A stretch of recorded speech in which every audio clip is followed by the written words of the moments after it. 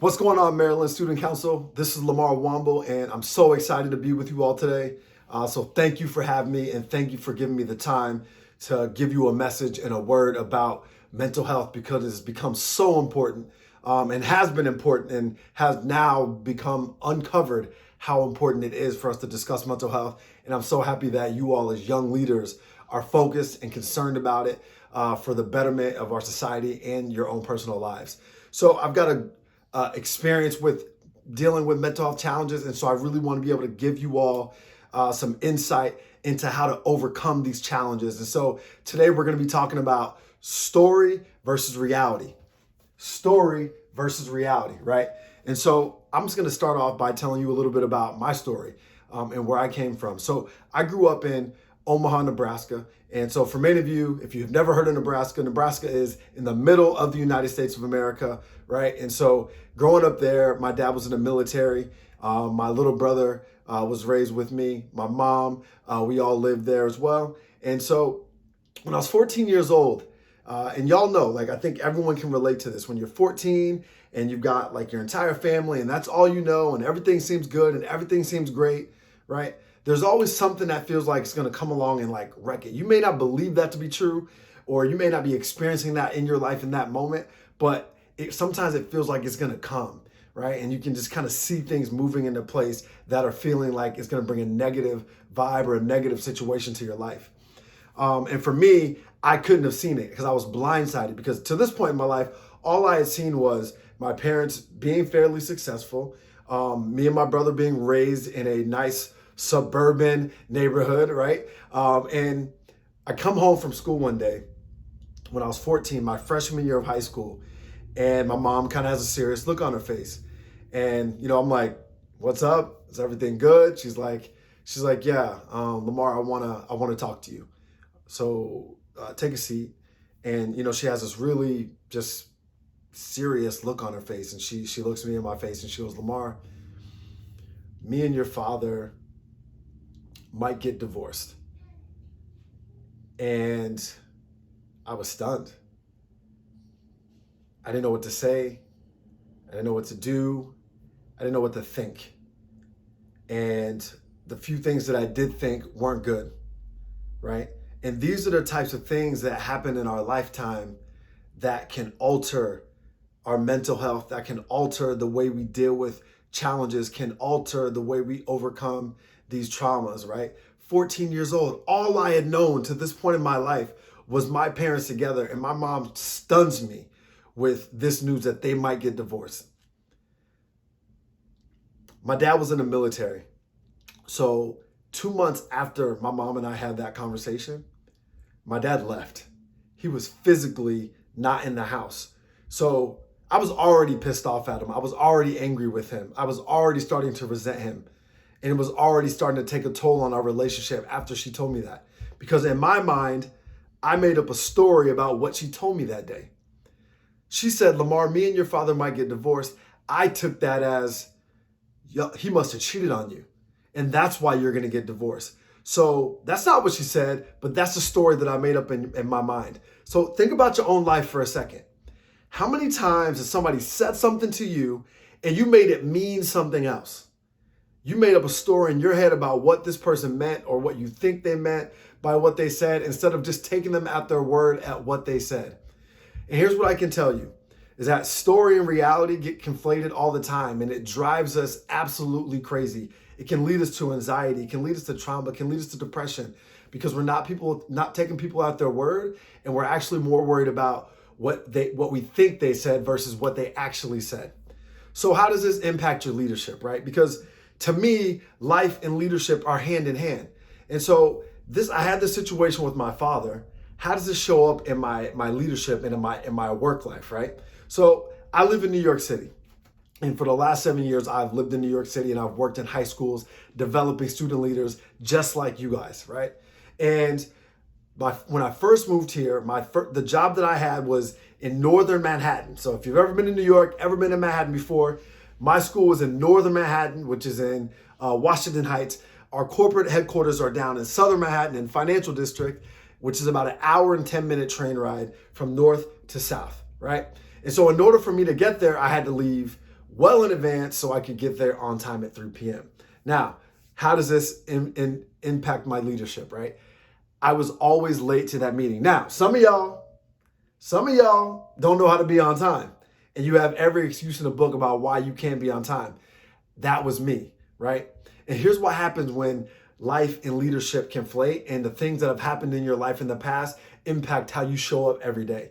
You become a blamer, right? You become somebody who blames things. So listen, what happens in your story? There's 4 characteristics that exist in story, and then the opposite of these would be how you live in reality. And for me, coming from Northern Manhattan to get to Southern Manhattan to be there on time, I struggled.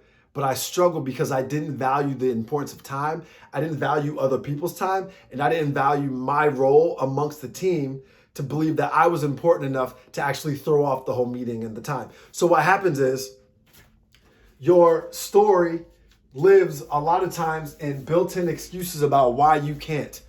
I can't be on time because the train's late. I can't be on time because I had too much work to do before I left to get to where I was going. For you, it might sound like, oh, well, I had to talk to my teacher after class. That's why I was late to the meeting.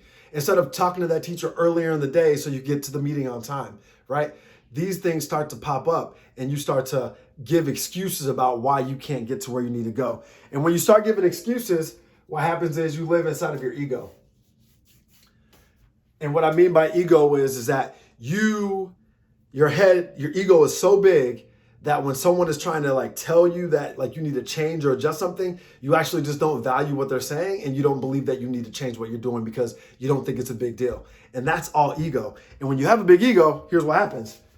You believe that you don't have a reason to grow. You believe that nobody can tell you anything about your development and your growth to get to the next step. And so you believe you just don't have a reason to grow. And when you don't have a reason to grow, that means you stay inside of your own head thinking that everyone's coming for you, and that you continue to make excuses about why you aren't showing up, why you aren't getting there on time. And then the last thing is this. When you live inside a story, y'all, that also means you're living inside of grudges. It also means you're living inside of grudges, which is all of these things. So for me, I held a grudge against my father. And I held that grudge from the time I was 14 until I was 32. I was so angry with him. I was so mad at him that we didn't have a relationship. I didn't want to talk to him really. I would call my parents' house on Christmas and I wouldn't even speak to him. Same on Thanksgiving. I would only talk to my mom and brother. And so what I know is that these things hinder, these traumas in our life hinder the relationships and how we live our lives in the future. And so these are things that we have to learn how to push past, leave story to get into reality. And grudges are the things that have you believing that people don't want to see you grow, but they're actually just coming for you when actually they just want to make you better, right? And so how do you leave story and get into reality? You do that by ownership.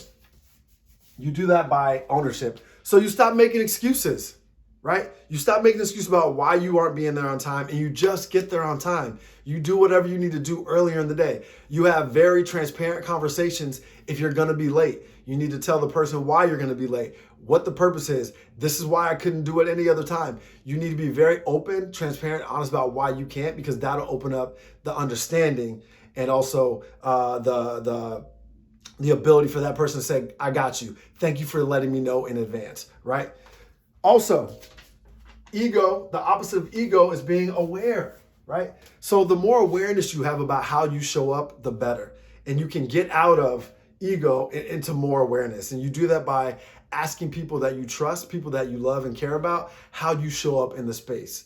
And you ask the people that you love and care about because you want them to be honest with you. And sometimes you might hear something that you might not want to hear. And that means that you're definitely going to lower how big your ego is, because someone's going to tell you something that you may not want to hear, but you need to hear it because you can't see it yourself, right? And that's super important. The next thing is the opposite of having a reason to grow is to be constantly reflecting. Admitting to yourself when you need to get better, right? When you need to move forward and be better. And for me, I knew constantly that I needed to fix the relationship with my father. So it was something that I was focused on, and it was something I was telling people that I wanted to do. So as I reflected, I can make sure that I got this situation resolved, even though it lasted and it took me 18 years. But here's what the last thing is inside of reality, is it takes courage. It takes courage to have these hard conversations. And this is why I want you to practice having these hard conversations now when you're 15, 16, 17, 18, so that when you're 24, 25, 30, 35, it becomes a little bit easier for you to have these tough conversations that can really do a lot to alleviate your mental health challenges, your anxiety, your traumas, to your depression, anything that you experience inside of the mental health sphere. Because courage doesn't only allow you to have tough conversations. Courage also allows you all, for many of you probably struggle with being able to say no and have boundaries around your well-being and your wellness and not taking on too much. A lot of y'all think saying no means that you're not good enough. A lot of you think that saying no means that you can't handle it or that you're not smart enough. But what I can tell you is when you're 30s and my age, is that saying no is just giving you a boundary to say what you're not willing to do to keep your sanity. So you need to learn, if you don't want to burn out early and you want to keep your mental health strong, you got to be able to set boundaries for yourself. You can't just say yes to everything because you will get overwhelmed.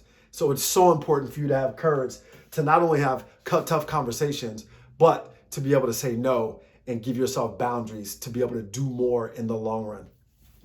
So here's the thing. Your story lives inside of blame. Your story lives inside of blame, and the reality lives inside of accountability, right? And here's what I'm going to say.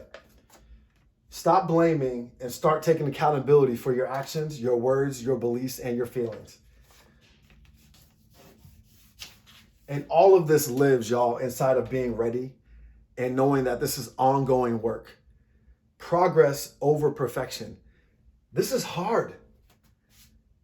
Challenging your mental health and overcoming life trauma and challenges is difficult. So don't expect to be perfect at it from the beginning. You have to practice. You have to be ready and willing to have people contribute to you in a way that may not be the way you like it, but it's going to help you level up and get past some of these life challenges and traumas.